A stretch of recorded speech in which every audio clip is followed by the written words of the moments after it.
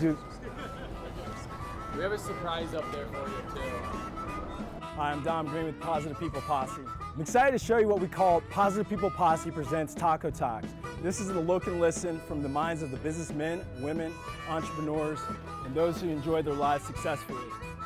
We're going to discuss their stories over my favorite food, tacos. Bottom line, if you don't like tacos, I don't trust you. I believe that tacos bring us all together. Be sure to follow us at Positive People Posse at Instagram, Facebook, and Twitter. Good vibes, stay positive. Community driven by Mazuma Credit Union, it's Positive People Posse presenting Taco Talks. My next guest is Tamara, the owner of Growing Days and reality star of Bargain Mansions. Yes. I appreciate you being here today. Thank you. It's kind of cold, but are you ready to talk about it? I'm ready to talk about it. I can talk about being cold all day long. Let's talk about it. First of all, like when I saw you at the Creative Mornings, I thought that was awesome. That was awesome.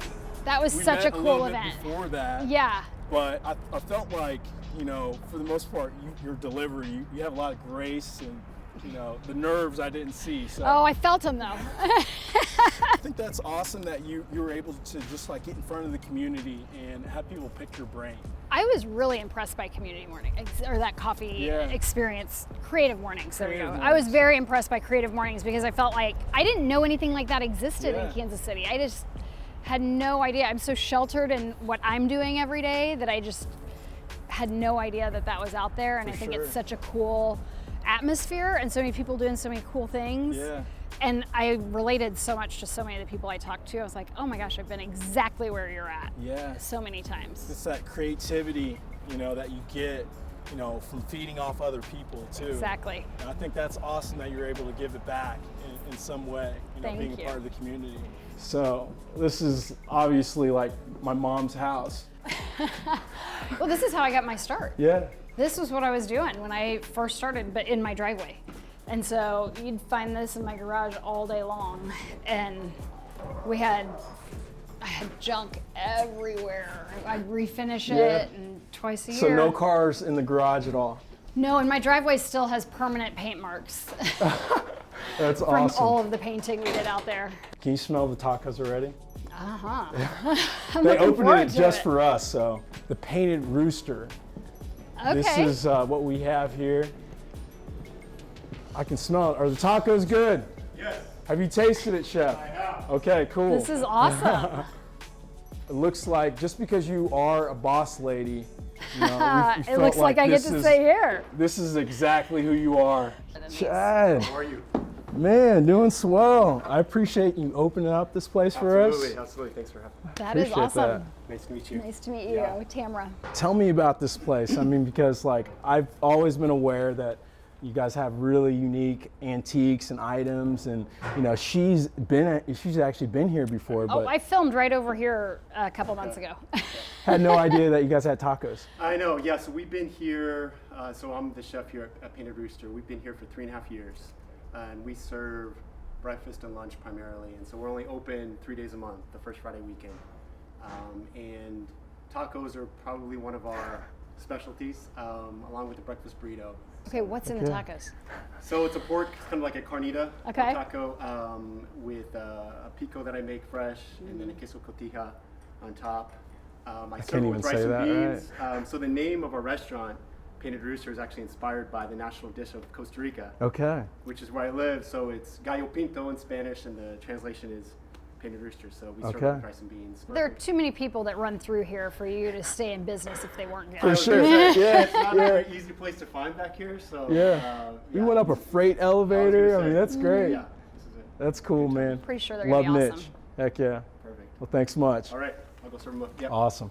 Tamara, so, you know, I really want to know about like your past life, you know, how you got up to this point, because, you know, everyone probably just thinks that, you know, you've already had it all and, you know, this person just arrived just having a reality show, but there's a lot of things that you have to do up until that point. So. Yeah, well, an overnight success is, Yeah. you know, it looks like an overnight success, but it's been years in the making at the same time. And it is like an overnight success story in one sense that I never had aspirations for television or I mean, that doesn't really happen in Kansas City that Yeah. often.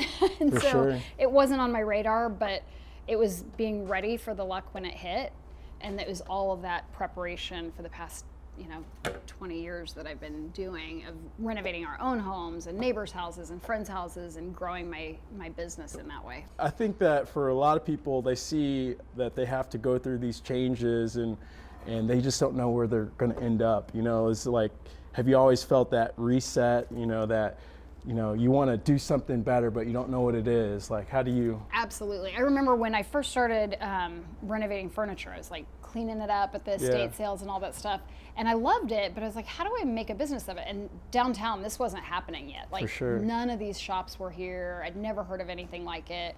But out of necessity, I needed furniture, and so I started going to estate sales and filling our house with it. But people wanted to buy it from me, so I started doing it for a few people here and there. And then I was like, well, if I bought a booth at this place called Vintage Market that was right around the corner, and that was like a really big deal to do at the time. And so when I did it and it worked and it just kept growing, then I was like, well, there's no limit. I can keep growing and growing. And then I started doing the sales out of my house instead of out of a booth. Tell me about your why statement. Why do you do what you do? Where's your sense of purpose and, Well, the why, I ask myself almost every day why, because I love so many things. I love being a mom. I've got 4 kids, and it was really born out of that desire to I just want to have some free money, spending money, just to spend a little bit. But then when you love something as much as I love doing all of this, it's easy to just get sucked right into, well, if I can do this, I can do this, and then I can do this. And it just grows and grows until your passion is really coming alive. So it's really the love of design and seeing something come out of nothing or come from disaster to spectacular is really exciting and fun. Did you ever question, like, am I doing the right thing? Oh, all the time. As a mom, I question, like, I'm working so much and I'm away from my kids so much just to make this all happen. And then the moments with my daughter, I got an email a couple weeks ago from her teacher, and she said, I was doing a lesson on, greater than and less than, and I drew a picture of 4 houses and 3 doors and said, how is this going to work out? And my daughter, that's 6, raises her hand and says, I know. My mom would break the houses up and the doors and make it all work. That's great.